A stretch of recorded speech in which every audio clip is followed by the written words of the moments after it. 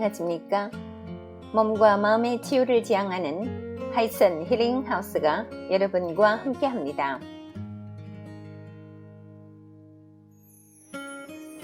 하이슨 힐링 하우스는 가정교육, 자아성장, 인체정화 등 다양한 프로그램을 통해서 더 많은 분들이 몸과 마음의 건강을 되찾고 행복한 삶을 누릴 수 있도록 도와드리고 있습니다. 매달 심리건강, 신체건강, 자아개발 등 관련의 책들을 공유하고 있습니다. 이번 달 읽어드리는 책은 대한발효해독학회 고문이시며 인체정화 프로그램의 창시인인 김세현 선생이 지으신 5%는 이사가 고치고 95%는 내 몸이 고친다 입니다.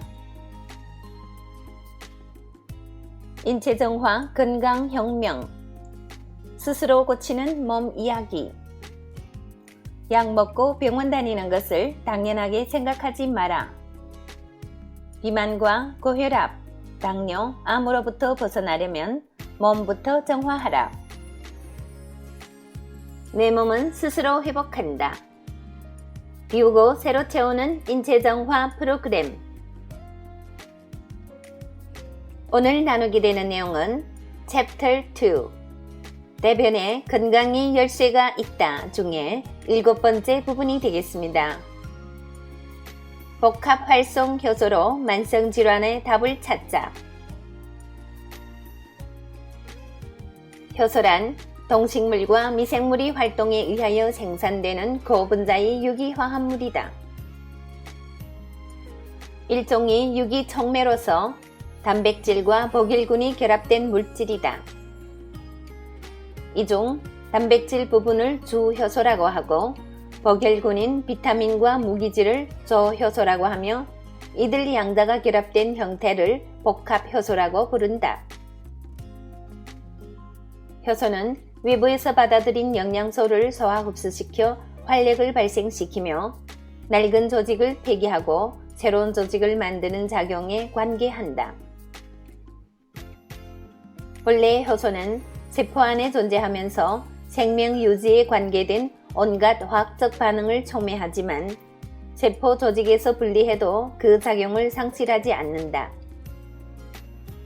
세포 내 효소를 추출하여 식품으로 만들 수 있는 것도 바로 이런 원리 때문이다.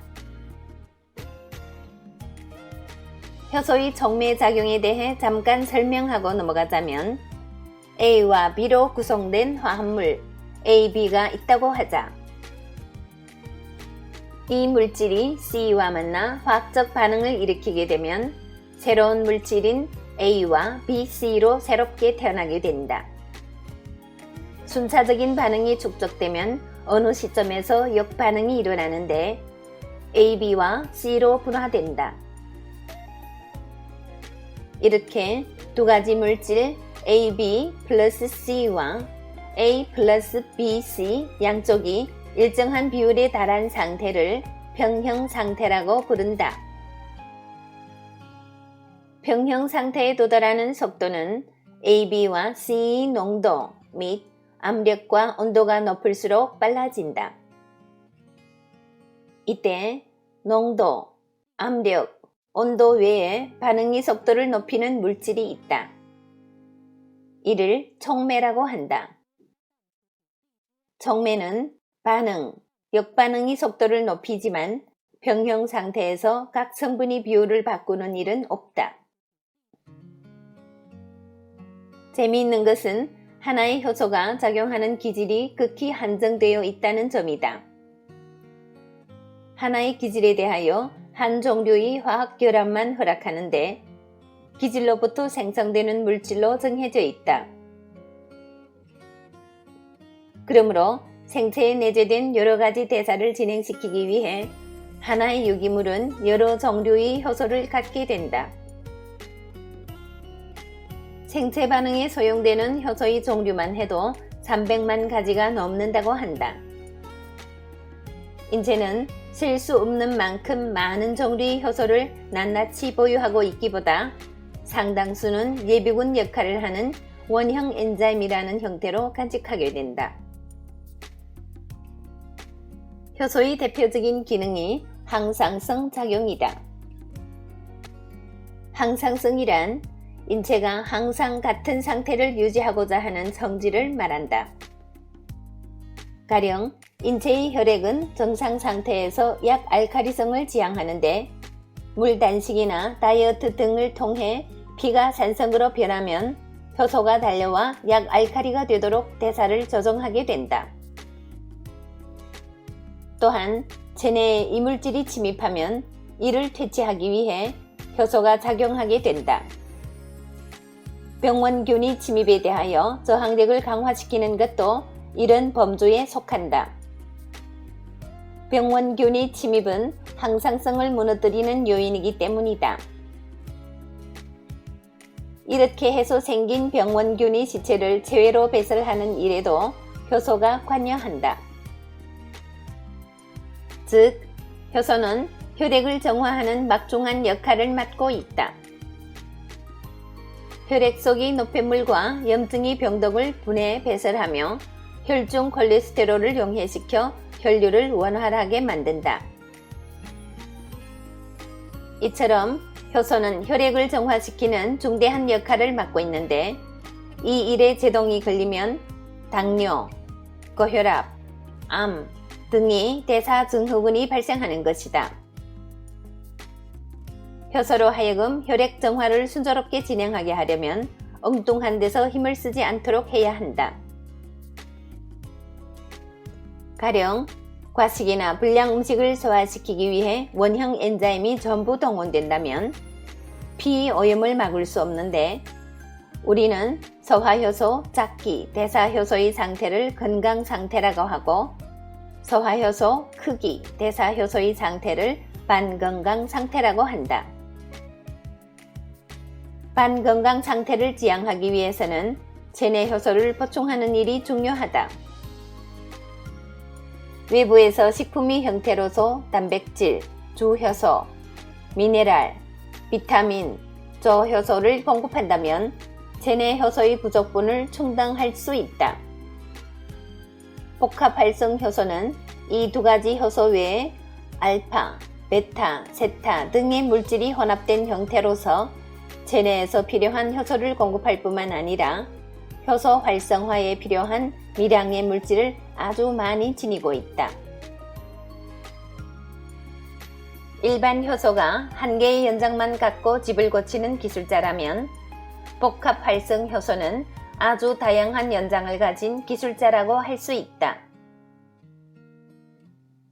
일반 효소는 드라이버를 이용해 싱크대 등 주방기구만 수리하는 단순 기술자지만 복합 활성 효소는 드라이버, 망치, 먼키 스패너, 드릴, 리머, 펜치, 톱 등 다양한 연장을 다루어 집 전체를 수리할 줄 아는 만능 기술자이다.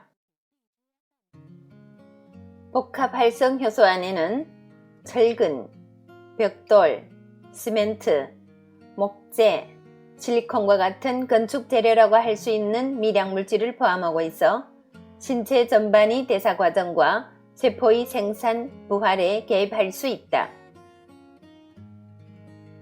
현재 일반 효소가 채택하고 있는 방식은 열풍 건조 방식으로서 제조 단계에서부터 지나치게 높은 온도에 노출되기 때문에 저체온증을 겪고 있는 현대인의 체질에 맞지 않을 뿐더러 효소가 제 기능을 발휘하기 어렵다. 이를 극복하기 위해 우리 연구진은 국내 최초로 그리고 유일하게 낮은 온도에서 배양이 가능한 기술을 개발하게 되었고 이를 통해 효소의 활성도를 높일 수 있었다.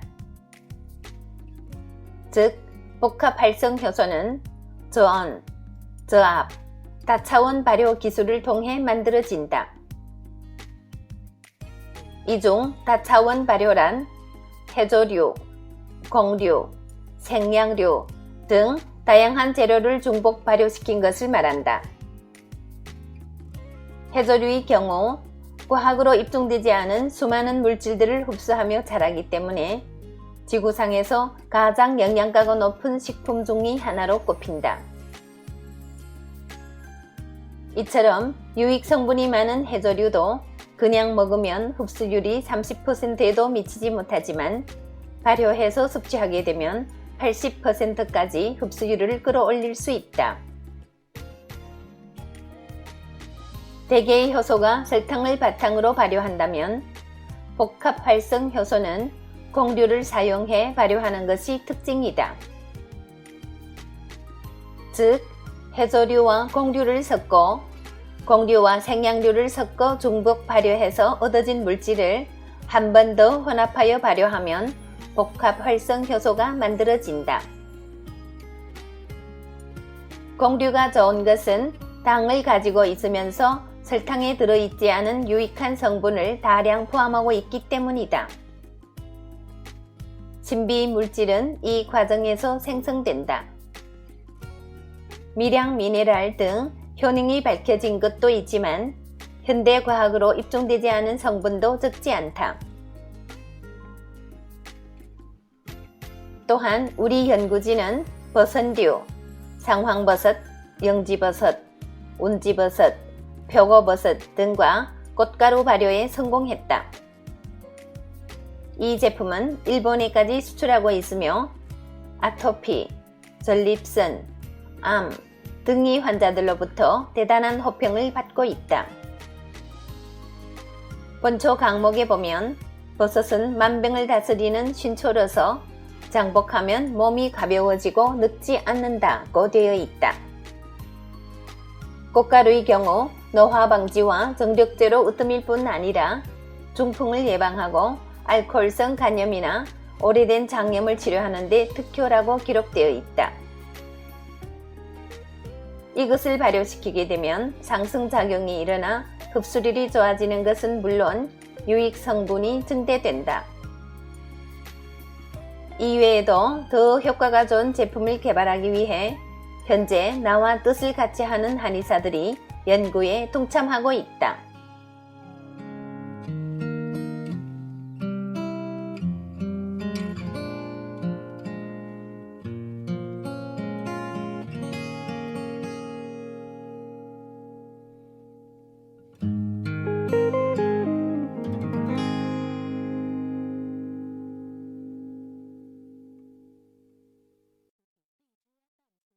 네, 저자가 오늘 나눈 내용에서는 복합 활성 효소의 제조 공법과 그 원리, 그리고 그 종류에 대해서도 상세하게 다루었습니다. 우리가 몰랐던 효소, 엔자임의 효능은 정말로 크기도 큰데요. 특히 복합 활성 효소는 우리 영혼이 거하는 집인 우리 몸을 아주 잘 수리하는 만능 기술자다 라고 저자가 말씀하셨습니다. 참 알기 쉬운 해석인 것 같습니다. 다차원 발효된 복합 활성 효소. 복합 효소의 매력을 만끽하는 여러분이 되시길 기대하면서 오늘의 방송은 여기에서 마치겠습니다. 애청해주신 여러분 대단히 감사합니다. 여러분의 건강, 풍요, 행복을 기원합니다. 오늘도 좋은 하루 되시고 내일 이 시간에 또 뵙겠습니다. 상해에서 이춘아가 여러분과 함께 했습니다.